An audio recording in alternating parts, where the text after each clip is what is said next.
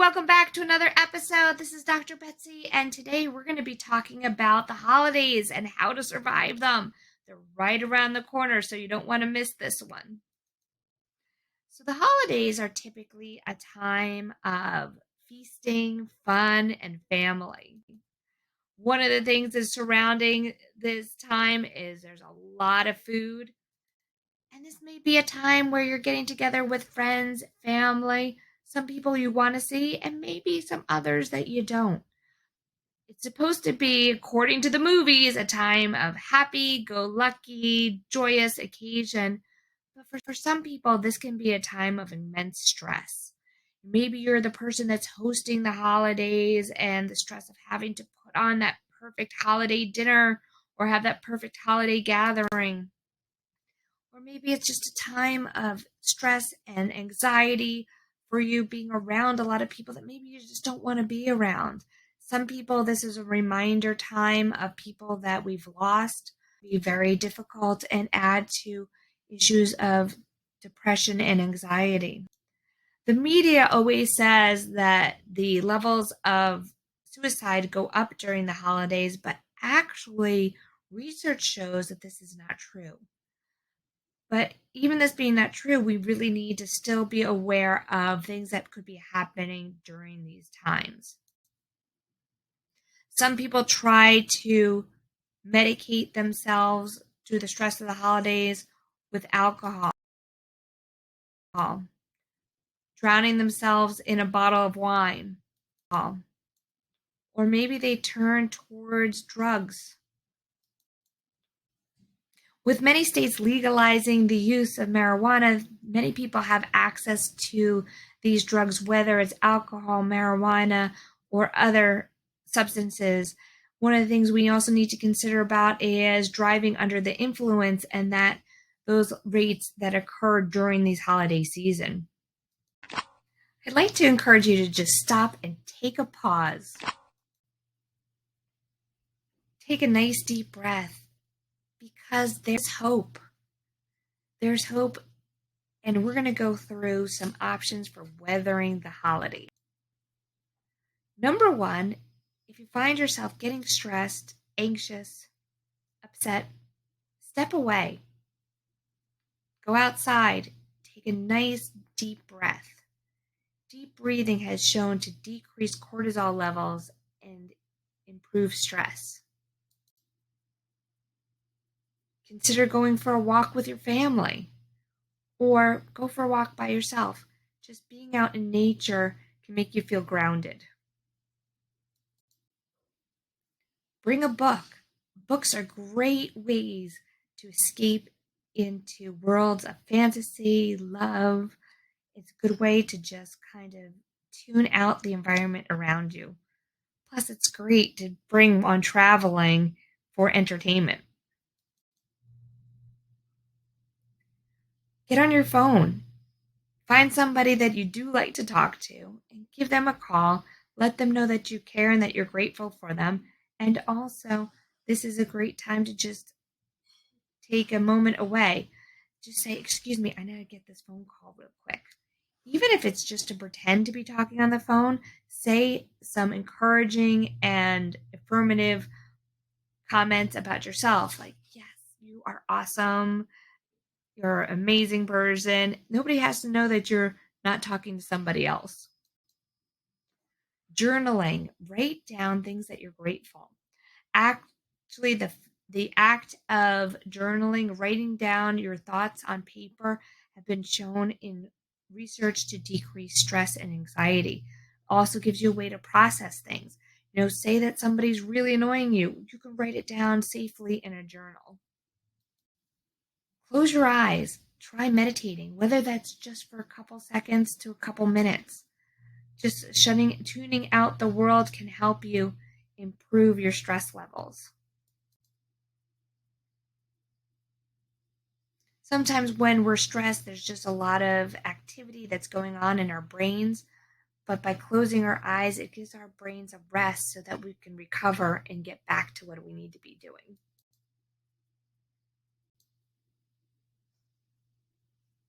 Be mindful of areas around you. Take a look and find the amazing things and little things that are outside, whether it's the leaves, a blade of grass, the birds, anything in your environment. You'll find that taking in and noticing everything around you can actually decrease stress levels. Prayer, the power of prayer. Many studies have shown that prayer can decrease stress and improve one's sense of well-being. Whether you pray to a specific God or just spiritual and connecting with the universe, these can make a difference in well-being. Take a nap. If you really get stressed, blame it on the turkey. Go down, take a nap, tune out, and recharge. Do something fun. Consider doing a board game to connect with your family. Do something, or head on outside for a game of football. One of the other things that happens during this time is a lot of shopping. Shopping can add to a lot of stress, decision fatigue. So plan out your shopping ahead of time so that you know exactly how much you're spending. Make sure that you're making a budget and keeping to that budget. Look into a hobby. Hobbies have been shown to decrease stress and balance hormones. Also, doing a hobby can lead to amazing gifts for you to give to your friends and family. If you're heading to the mall, dealing with crowds can be very frustrating. Consider looking up the times when the malls and the stores are the least crowded and adjust your shopping for those. Or even better yet, look into online shopping. Online shopping is going to be lot easier. You don't have to leave the comfort of your own home, and it's more likely that you'll be able to stick to a budget and less likely to have impulse buying when you're doing it in a controlled manner from your home on your computer. Travel is another thing that can cause a lot of stress and anxiety. Some things are out of our control, whether it be flight delays or traffic. But the thing is to realize that there are just some things that we don't have control of. Traffic. So you need to figure out how to buffer the system by taking a deep breath and going with the flow, even adding excess time into your travel so that you're not rushing, just in case things don't go as planned. When you're traveling, bring something that keeps you entertained. Many of us have our phones in our pocket that have games, TV, movie. I personally like audiobooks as a way to relax and pass the time. After we come back from the commercial break, we're going to get more into how to have a happy holiday. 80% of women will develop a pelvic health condition at some point in their lives. There is relief. There is hope. The Pelvic Floor Store, your resource for personal health. Hi, this is Dr. Betsy, and we're back talking about stress and the holidays. In this section, we're going to be talking about food and why it's important. One of the things we don't often think about or even know is that food other than a nutrient can actually either help us or harm us. There's a condition called leaky gut syndrome in which we eat a lot of inflammatory foods. This can lead to issues with disease and inflammation in our body. So a food affects a lot more than our gastrointestinal tract. One of the things that the gut or do is it makes serotonin, our happy hormone. And so if our gut is off, we're more prone to anxiety and depression. The other thing is if our gut is off, this can affect our immune system because 80% of our immune system is made in your intestines when it's healthy. So during the holidays, if you're eating inflammatory foods, and what are inflammatory foods? These are things like processed foods, sugars, dairy, gluten. These can cause inflammation in the body, and people present in different ways with their inflammation. Some people may feel more aches and pains. Some people may have more difficulty controlling their blood sugar during this time period. Also, inflammation can present in the way of heart disease or autoimmune diseases. So let's take a look at some healthy options and substitutions for our traditional holiday meals. First of all, most meals surround having some sort of protein. When we think of Thanksgiving, we often think of turkey, but there's other options that you may choose for your protein. That may be a roast or some sort of beef product. Even fish is a great option. If you're a vegan, looking at something like tempeh or tofu. But it's going to be important how you cook these proteins. You want to avoid frying, especially in using inflammatory oils. Other ways to cook that may be a little bit better are grilling. Sous vide. Sous vide is a process that I really like.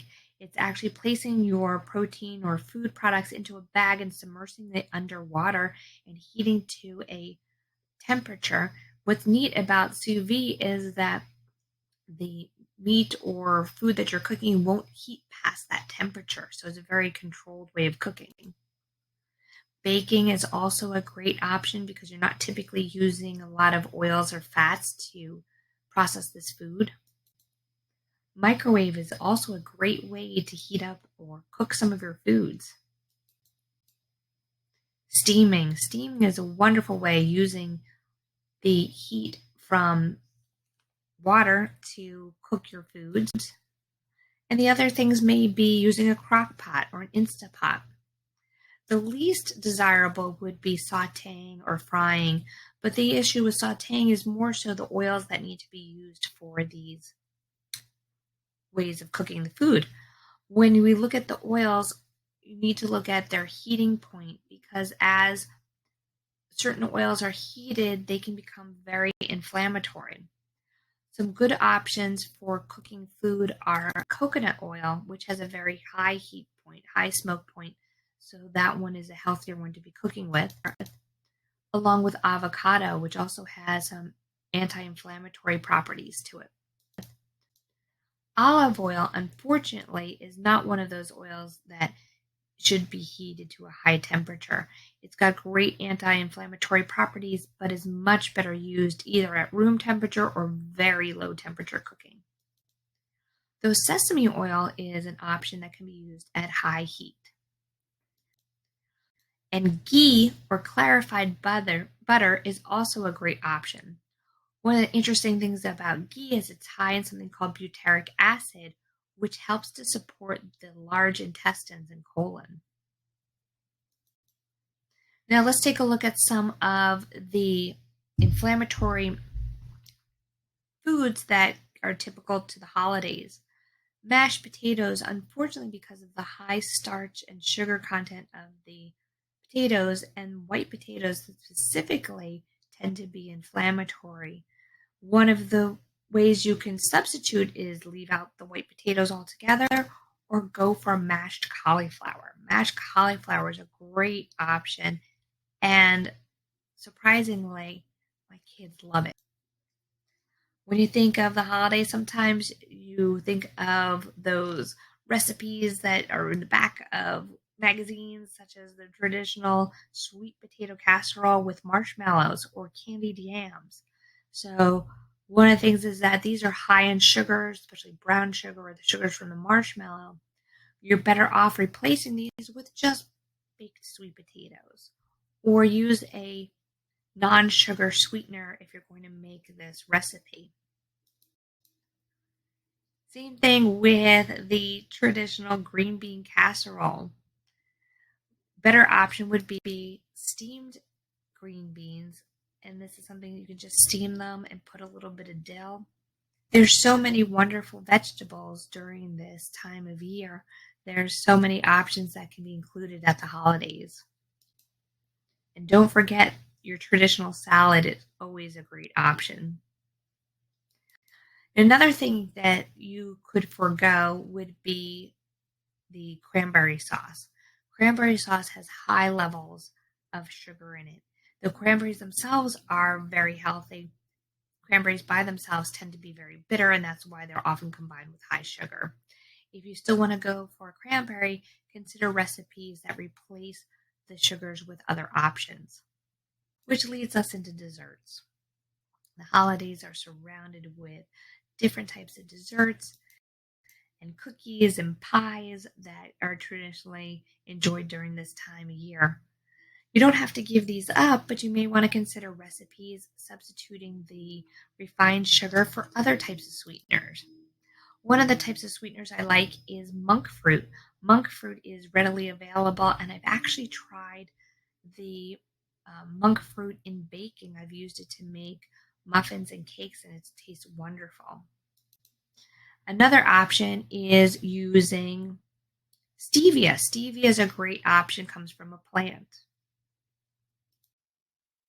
Maple syrup is another option that can be substituted. Is better than sugar, but not as good as the monk fruit or the stevia. Same with honey is another option as a substitution for the sweetener. Now, when it comes to making cakes, cookies, pies, a lot of these contain flours. You can substitute the flour with non-inflammatory flours. So this is avoiding gluten-containing flours that are made out of wheat and using something like almond flour or other nut flours. You can use coconut flour, is really great for pastries and desserts. You can also use things like chickpea flour or garbanzo bean flour, depending on what you like to call it. And even using oats as a way to create a binding for these foods. You typically think of apple pie as very popular during this time, but you can make an alternative to apple pie that tastes just as good using one of those other natural sweeteners and a little cinnamon, and then baking this and covering the apples with some sort of crumble made up of any of the before mentioned flours or even granola. There's also the option of making rice pudding and substituting the dairy in the rice pudding with either something like yogurt or even some of the other types of milks, such as coconut milk, almond milk. And we also talked about enjoying some alcohol at the time of the holidays.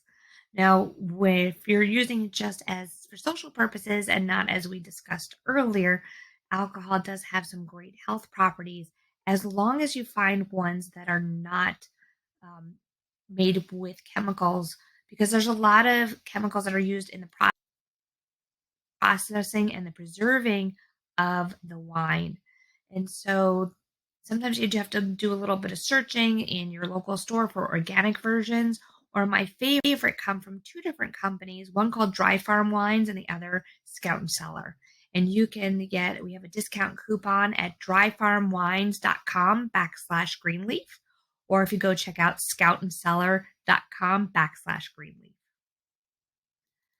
So I want to take this time to mention that the holidays is a time of a lot of celebration, feasting. Now, we talked about a lot of healthy alternatives, but the key is give yourself some grace during this time. This time you should be focusing on not only yourself, but on family. And if you enjoy yourself with some food around the holidays, don't be hard on yourself.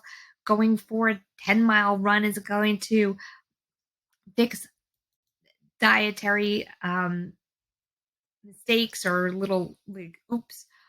Just enjoy yourself, knowing that you can get back on track and eating healthy. And I'd like to take this time to have you just focus on the joy that the holiday can bring and creating your own joy. And so from us here and to you, we wish you and your family the happiest of holidays and a wonderful upcoming new year.